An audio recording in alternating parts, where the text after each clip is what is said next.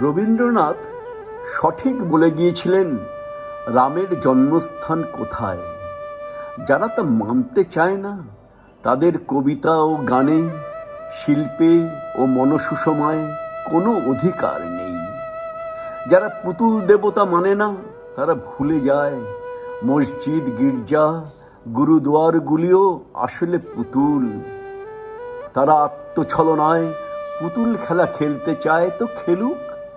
তারা বিশ্ব নিখিলের মধুরে মধুর চিনবে না কোনো দিন।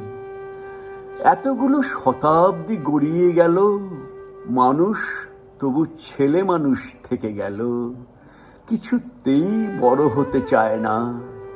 এখনো বুঝল না যে আকাশ শব্দটার মানে চট্টগ্রাম কিংবা বাঁকুড়া জেলার আকাশ নয়।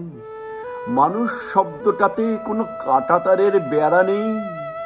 ঈশ্বর নামে কোনো বড়বাবু এই বিশ্ব সংসার চালাচ্ছেন না। ধর্মগুলো সব রূপকথা।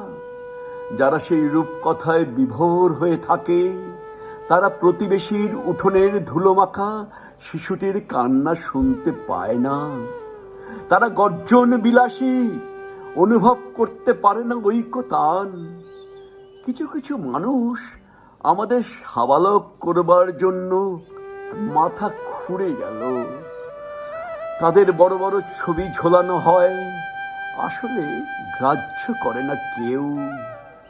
আয় কানাই, আয় কামাল, তোরা আয়। পৃথিবী ভর্তি বুড়ো খোকাদের পাগলামি দেখে আমরা একটা গাছতলায় দাঁড়িয়ে হাসাহাসি করি। আয় কানাই, আয় কামাল।